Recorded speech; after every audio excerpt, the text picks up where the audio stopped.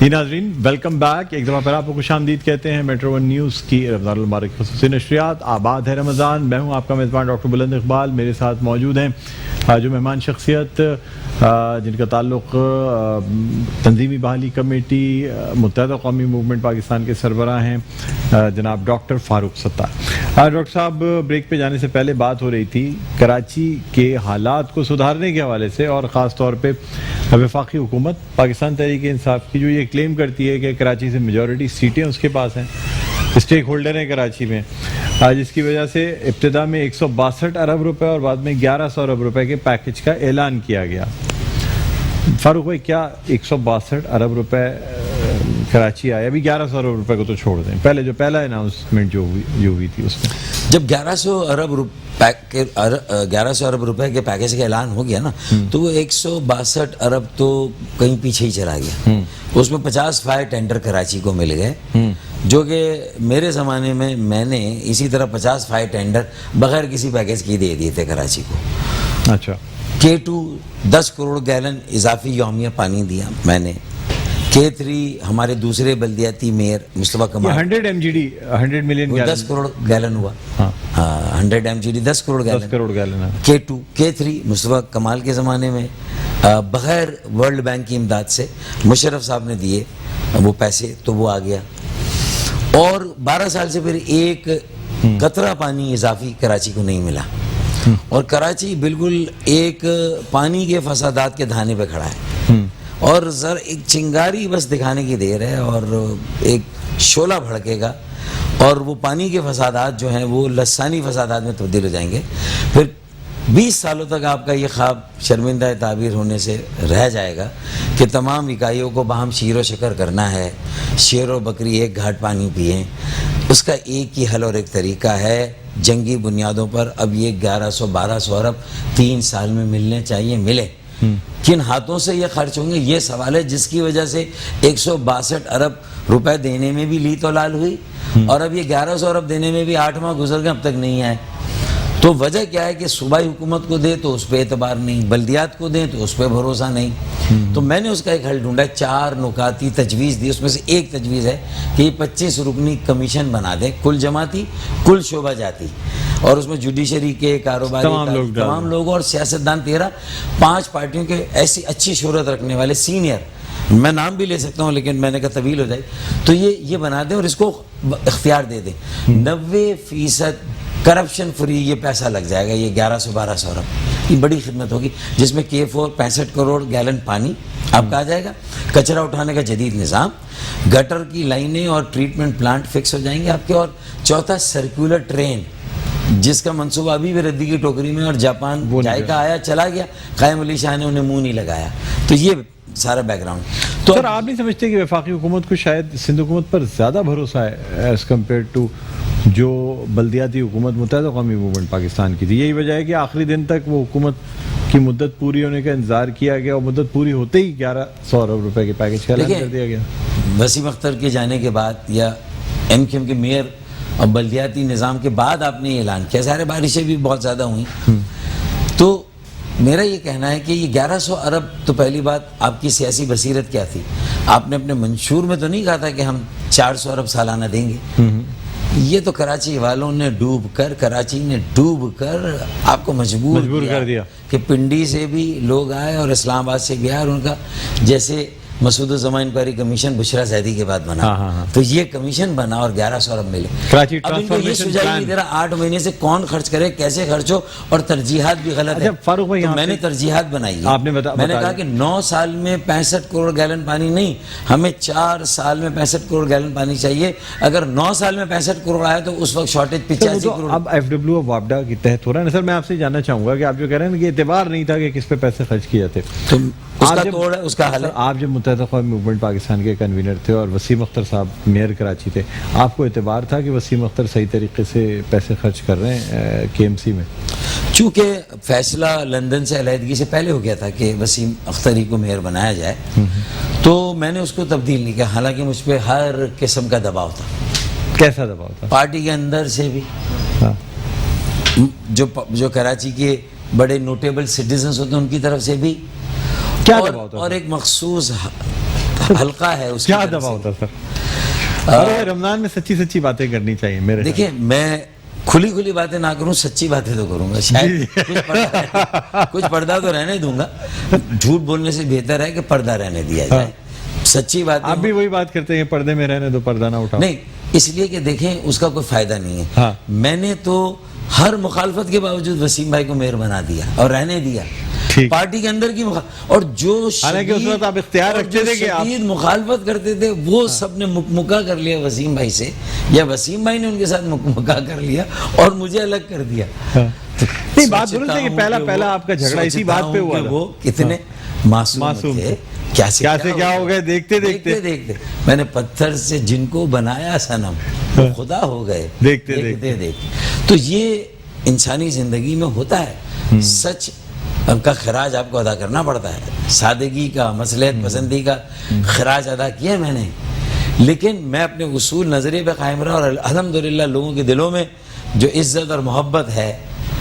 تو فاروق بھائی ابتدا سے ایک دوسرا نام چلتا رہا جس کو کہ بعد میں سینیٹر تو بنا دیا گیا لیکن میئر نہیں بنایا گیا. بہت شروع سے ہی نام آ گیا تھا کہ شاید میئر شپ چینج کر دی جائے اور کچھ وہ کر دیا جائے. بات درست ہے یہ؟ دیکھیں مجھ پہ یہ بھی پریشر تھا کہ آپ چینج کر دیں میئر، لیکن میں ان کے بہاف پہ حلف اٹھاتا تھا کہ بھائی وہ کوئی بےایمانی نہیں کر رہے، چوری چکاری نہیں کر رہے اور لندن بھی کوئی پیسہ نہیں بھیجے.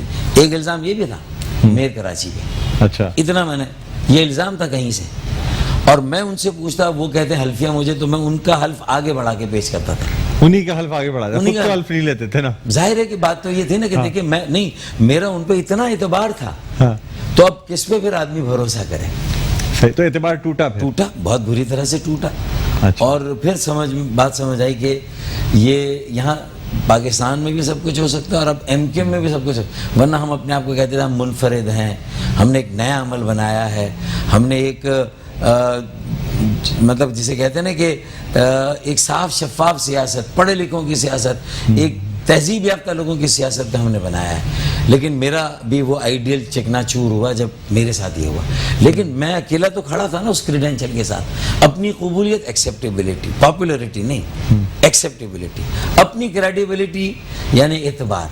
تو قابل قبول ہونا اور قبولیت ہونا، قابل بھروسہ ہونا ہے ایم کے میں اور بہت سے لوگ، وہ اگر میرے ساتھ اس وقت کھڑے ہو جائیں اور ہم ایک نئی قیادت، نئے چہرے، نوجوانوں کو آگے لے آئیں، 65% تنظیم کے سٹرکچر میں نوجوان ہوں، بیٹے بیٹیاں ہوں. اس طرح متحدہ قومی موومنٹ ابتدا میں آپ لوگوں کو لے کے ہاں جس طرح ہم آئے تھے، تو آج بھی ہم اس عمر میں بھی ہماری منوپلی رہے گی کیا؟ کوئی سکسیشن نہیں ہوگا، کوئی نئی قیادت، نئے لوگ نہیں آئیں گے. اسی طرح آج سے کہہ دیں کہ بلدیہ کا میئر کراچی کا بیٹا نوجوان ہوگا یا جوان ہوگا 35 سال سے، اسی طرح ایک بیٹی ڈیپٹی میئر ہوگی، اور 65% بلدیہ یو سی چیئرمین جو نوجوان ہوں گے، جوان ہوں گے.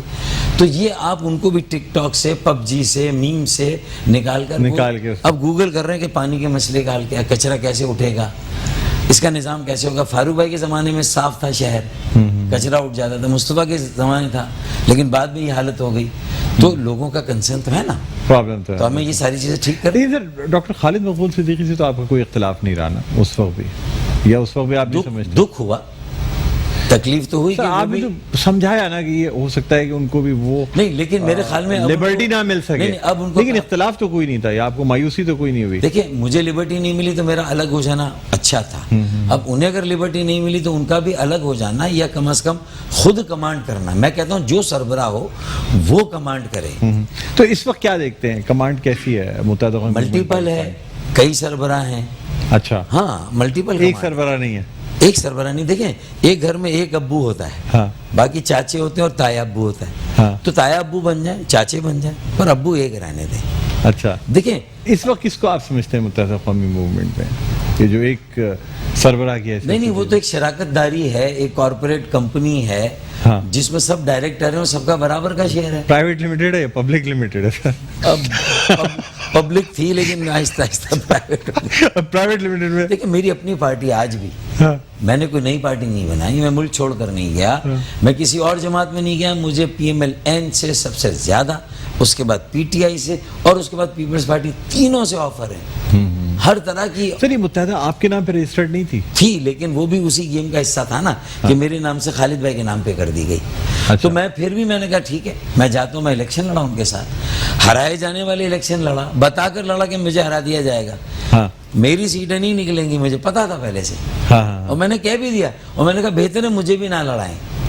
تو کہنا نہیں آپ نہیں لڑیں گے تو یہ الیکشن ہی نہیں ہوگا ہمارا. لیکن آپ نے تو یہ سجیسٹ کیا تھا نا کہ مطلب جو ایسے, میں نے کہا تھا یہ الیکشن ہمارا نہیں ہے, ہم اسے چھوڑ دیں تو یہ زیادہ اچھا ہے, ہماری طاقت مٹھی میں رہے گی, کیونکہ ہماری کم از کم 4 سیٹیں پی ٹی آئی کو دی گئی ہے, یہ مجھے پورا یقین ہے مجھ سمیت.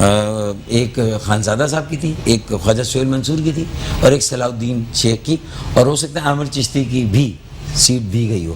تو اسی طرح بلاول بھٹو کی سیٹ اور شہباز شریف کی بھی میں سمجھتا ہوں کہ پی ٹی آئی کی نہیں تھی. پی ٹی آئی کی 8 سیٹیں میں مانتا ہوں, 7 یا 8 وہ مانتے ہیں, میں مانتا ہوں. اچھا ٹھیک ہے, اتنا انہوں نے, ہم نے بھی تو اپنی حماقتوں میں کوئی کسر نہیں اٹھا رکھی نا. یعنی اگر خود حد سے زیادہ خود آپ کے لحاظ سے, آپ کی ایکسپیکٹیشن کے لحاظ سے بھی بتائے جاتے ہیں, لٹکے ہوئے پھر بھی زوم یہ کہ ہم ساری سیٹیں نہیں. سر یعنی اگر الیکشن کے ریزلٹس جو ہیں, نتائج جو ہیں وہ ایکسپیکٹڈ بھی ہوتے, تب بھی متحدہ قومی موومنٹ کے پاس 8-9 سے زیادہ سیٹیں نہیں ہوتی, اس لیے کہ ہم اپنے آپ کو بڑی بات ہے, ہم نیچے لے آئے تھے اور اپنا vote bank P T I کے ہاتھوں لوز کر چکے تھے, یہ مجھے یقین تھا. اور ان کی 8 سیٹیں ہوتی, باقی 6 میں سے 4 ہماری, ایک شہباز شریف کی, ایک بلاول بھٹو کی تھی. یہ میں یقین سے کہہ سکتا ہوں آپ کو. یہ بالکل.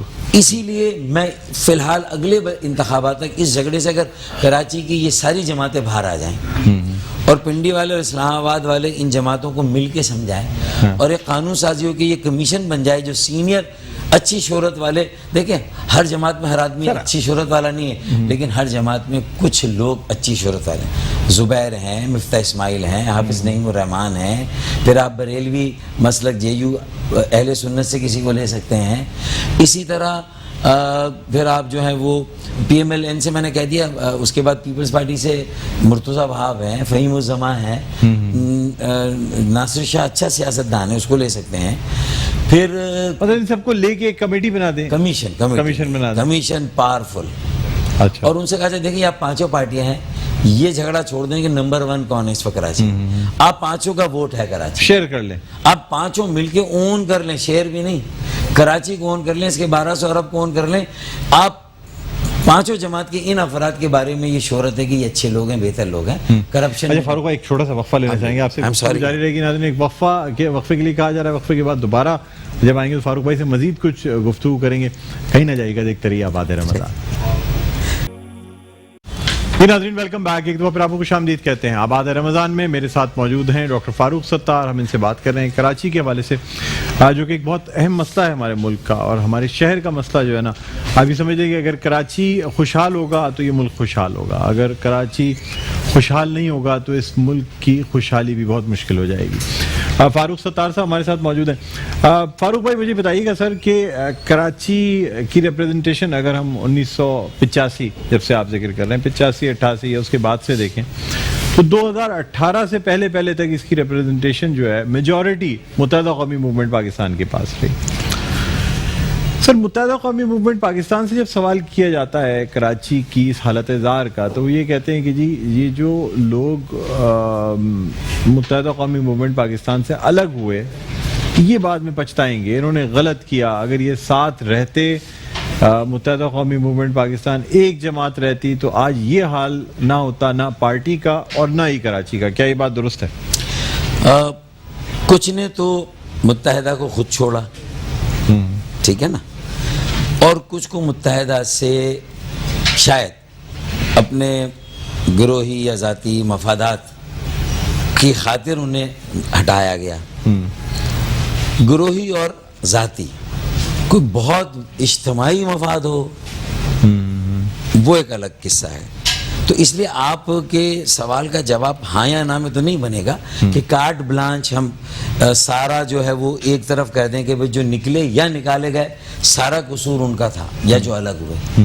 دیکھیں جو ابھی بھی اندر ہے بھائی, چلیں جو 2018 تک نکالے گئے یا نکلے چلے ڈال دیتے ہیں. واپس بھی تو آئے ہیں نا لوگ, واپس بھی آ گئے. ہاں واپس بھی آ گئے, ٹھیک ہے نا, جو نکلے نکالے گئے پھر واپس آئے, تو ان کو کس کیٹیگری میں لیں گے کہ وہ جب نکالے گئے تھے یا نکلے تھے تو اس وقت, تو اس لیے میرے لیکن یہ نہیں کہتے کہ گھر کا بھولا شام میں گھر واپس آیا تو اسے بھولا نہیں کہتے. میں تو اس کے لیے, جب دیکھیں عامر خان بھائی کی واپسی ہی اسی بنا پر ہوئی تھی کہ پھر سب نے فیصلہ کیا کہ اللہ تعالیٰ بھی معاف کرتا ہے, اور اس کے یہاں جب معافی قبول ہوتی ہے تو پھر ہم تو انسان ہیں, ہم تو کچھ بھی نہیں ہیں. تو وہ سارا پھر اس کا پس منظر میں تفصیل نہیں جا رہا, تو واپسی ہو گئی. لیکن اس کے بعد پھر کیا ہوا تو وہ تفصیل ہے, وہ تو اب اس وقت نہیں. جتنے لوگ نکالے گئے یا نکل گئے خود سے, کیا اپنی ذاتی مفاد کے لیے نکلے؟ دیکھیں یہ آپ یہ تھوڑی کہہ سکتے ہیں کہ جو نکلے نکالے گئے ان کا ذاتی مفاد تھا, جو رہ گئے جنہوں نے نکالا ان کا بھی تو ذاتی مفاد ہو سکتا ہے نا. تو یہ تو ہر جگہ اپلائی کرتا ہے. اللہ تعالیٰ کو پتا ہے, ویسے تو یہ غیب کا معاملہ ہے, لیکن اس کے آثار دنیا میں نظر آتے ہیں.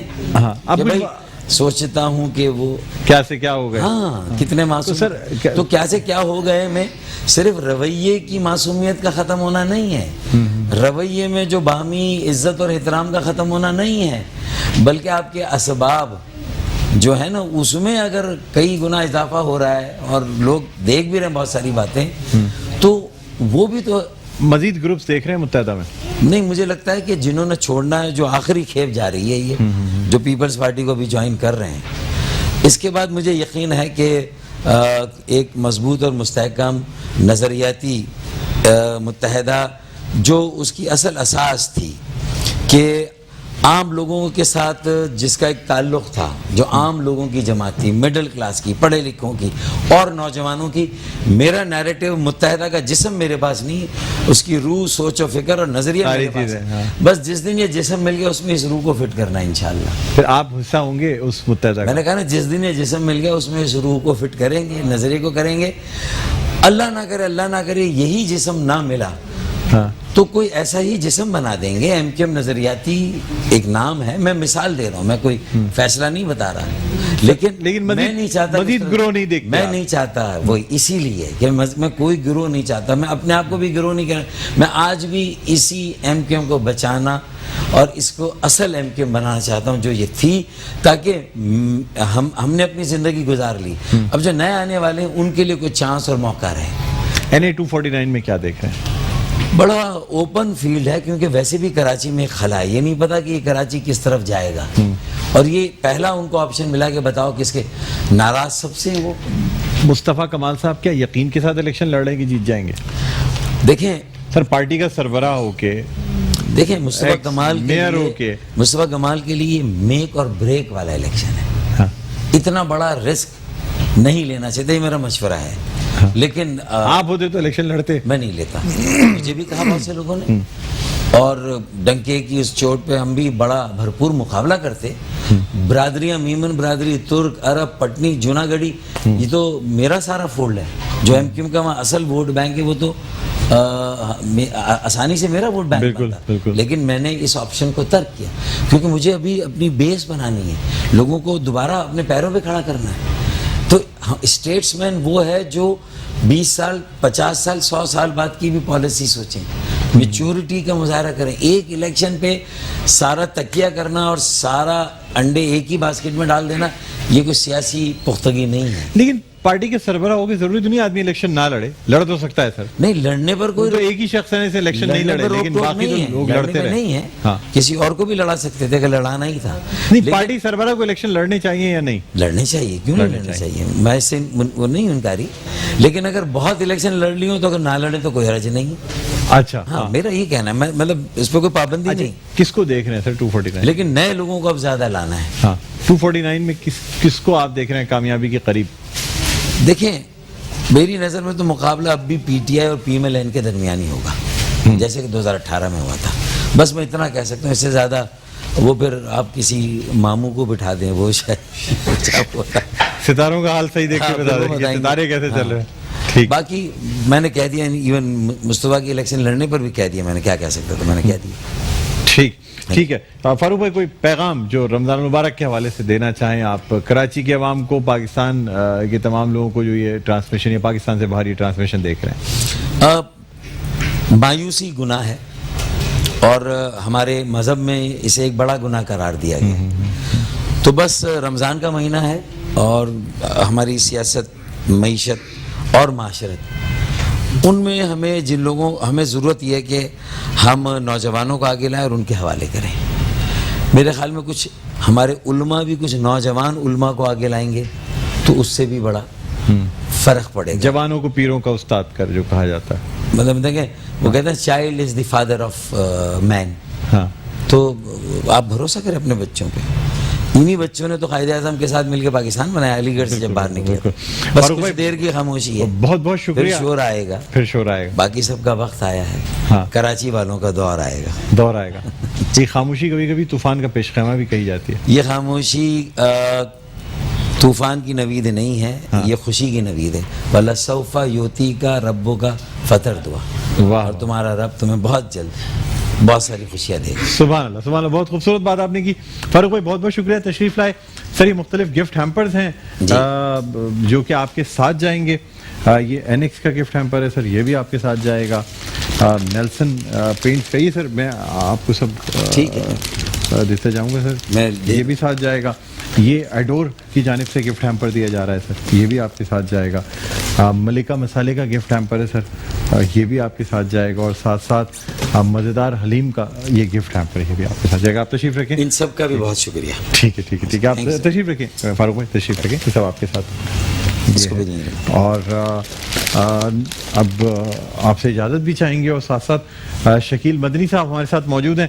فاروق بھائی کیا خیال ہے؟ آپ کی فرمائش بھی تھی وہ قصیدہ بردہ شریف. واہ واہ واہ. تو شکیل بھائی بارگاہ رسالت میں آپ صلی اللہ علیہ وسلم ایک بند کم از کم ہو جائے. جی جی جی. مولایا صلی وسلم دائما ابدا علی حبیبک خیر الخلق کلہم. مولایا صلی وسلم دائما ابدا علی حبیبک خیر الخلق کلہم. محمد سید الکونین والثقلین.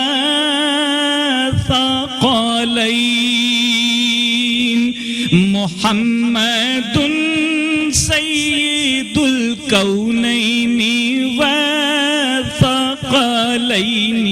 والفریقین من عرب ومن عجم. مولایا صلی وسلم دائما ابدا. هو الحبیب الذی ترجى شفاعته.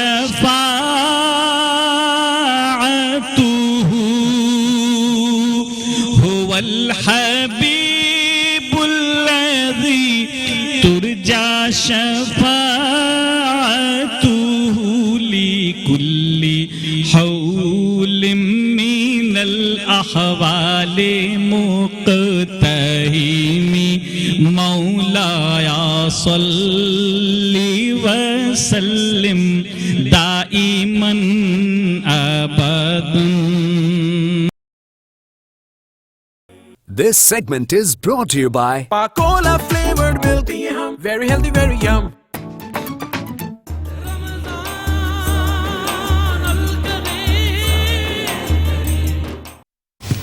جی ناظرین، ویلکم بیک. ایک دفعہ پھر آپ کو خوش آمدید کہتے ہیں. سیگمنٹ ہے میرا پہلا روزہ. میرے ساتھ مختلف بچے موجود ہیں جن کا آج پہلا روزہ ہے، اور یہ روزہ کشائی کا سیگمنٹ ہے.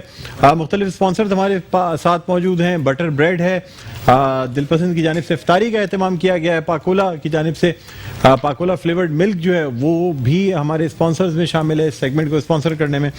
مغلیہ مکس، مغلیہ نمکو اور دال موڈ، اور ساتھ ساتھ پیپسی. ہم سب سے پہلے بچوں سے جانیں گے. جی بیٹا کیا نام ہے آپ کا؟ فاتق. فاتق کس کلاس میں پڑھتے ہیں آپ؟ 5 5 کلاس میں. کیسا لگا روزہ؟ مشکل تو نہیں ہوا؟ نہیں ہوا. جی بیٹا آپ کا کیا نام ہے؟ راہیل. کون سی کلاس میں پڑھتے ہیں؟ 6. کون سی کلاس پڑھتے ہیں؟ کون سے اسکول میں پڑھتے ہیں؟ Saint Patrick's. Saint Patrick's. یہ پہلی دفعہ پہلا روزہ رکھا ہے؟ پچھلے سال بھی روزہ رکھتے رہے؟ رکھے ہوئے ہیں ماشاءاللہ. چلے پھر بھی بہت بہت مبارک ہو. جی بیٹا آپ کا کیا نام ہے؟ عشا بطول. عشا بطول کون سی کلاس میں پڑھتی ہیں؟ کلاس 2. کلاس 2 میں. چھوٹی سی بیٹی اتنی، آپ نے پھر روزہ رکھا، مشکل تو نہیں ہوئی کوئی؟ نہیں. اچھا بیٹا آپ کا کیا نام ہے؟ نبا بطول. ہبا بطول. نوا. دونوں بہنیں ہیں آپ لوگ اور وہ بھائی ہیں آپ کے؟ ماشاءاللہ ماشاءاللہ. اس کا کیا نام ہے؟ اس سے بتا پوچھیے گا. کمپر علی. کیا نام ہے؟ کمپر علی. اچھا اچھا بیٹا آپ تینوں میں سے کوئی مجھے کچھ سنانا چاہے گا؟ کوئی نعت کا ایک شعر سنا دے. جی آپ سنائیے بیٹا.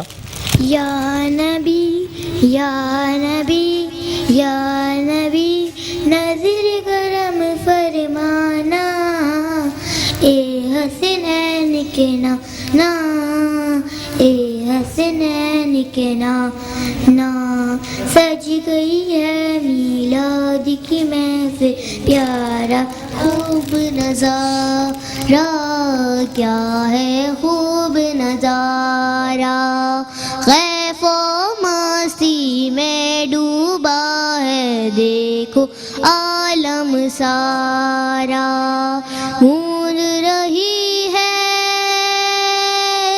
گونج رہی ہے ڈھونڈ رہی ہے آپ کی رحمت بخشش کا بہانہ، اے حسنین کے نانا. سبحان اللہ بیٹا بہت زبردست، بہت خوبصورت انداز میں آپ نے یہ جو نعت رسول مقبول ہے یہ پیش کی. آپ لوگوں کا بہت بہت شکریہ. امید کرتے ہیں اللہ تعالیٰ جو ہے آپ کا روزہ قبول فرمائے گا. ناظرین قبولیت کی گھڑی ہے. روزانہ اس وقت دعا کا سیگمنٹ ہوتا ہے. ہمارے ساتھ موجود ہیں سیلانی ویلفیئر ٹرسٹ کے بانی و چیئرمین مولانا بشیر فاروقی صاحب. ان سے درخواست کروں گا کہ ہم سب کے حق میں دعا فرما دیں. بسم اللہ الرحمن الرحیم. الحمد للہ رب العالمین والصلاة والسلام علی سید الانبیاء علیہ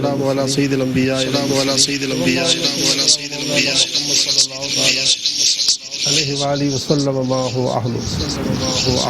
یا ارحم الراحمین یا ارحم الراحمین یا ربنا یا ربنا یا ربنا یا ربنا یا ربنا یا اللہ یا رحمان یا رحیم یا حی یا قیوم لا الہ الا انت سبحانک انی کنت من الظالمین. عزت والے، اے رحمت والے، اے احسان والے، اے کرم والے، اے فضل والے، اے انعامات والے پروردگار، تجھے تیری رحمتوں، عظمتوں، رفتوں، بلندیوں کا واسطہ. ماہ رمضان کا آج چوتھا دن ہے. تجھے اس عظیم الشان مہینے اور عشرہ رحمت کے اس چوتھے دن اور وقت افطار جب ہم گناہ گاروں کے لیے سمندر کی مچھلیاں بھی دعائیں کرتی ہیں، اس لمحات کی برکتوں کا صدقہ باری تعالیٰ ہمارے ماں باپ کی، ساری امت مسلمہ کی اپنی رحمت سے بخشش و مغفرت فرما. صدقہ تجھے اپنے پیارے محبوب کریم کا، تمامی نبیوں کا، صدیقین کا، شہداء اور صالحین کا بخشش و مغفرت فرما، بخشش و مغفرت فرما. یہ وہ مہینہ ہے جس میں ہر ایک کو اپنی بخشش کروانی ہے.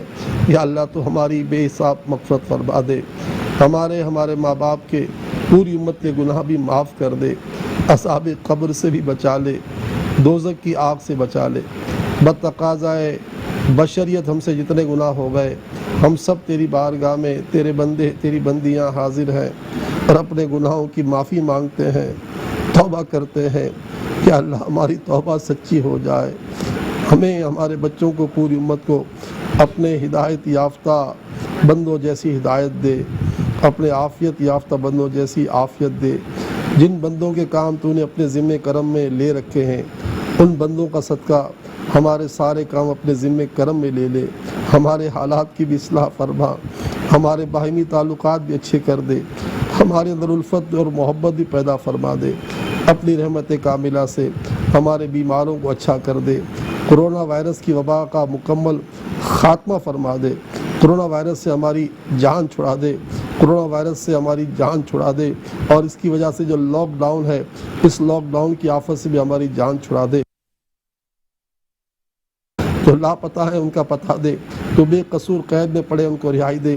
ہماری بہت ساری بیٹیوں اور بہنوں کے عمریں نکلی جا رہی ہیں، غیب سے ان کے رشتے ہو جائیں، شوہر بیوی کے درمیان اختلافات کی آگ لگی ہوئی ہے، یہ آگ بھی بجھا دے۔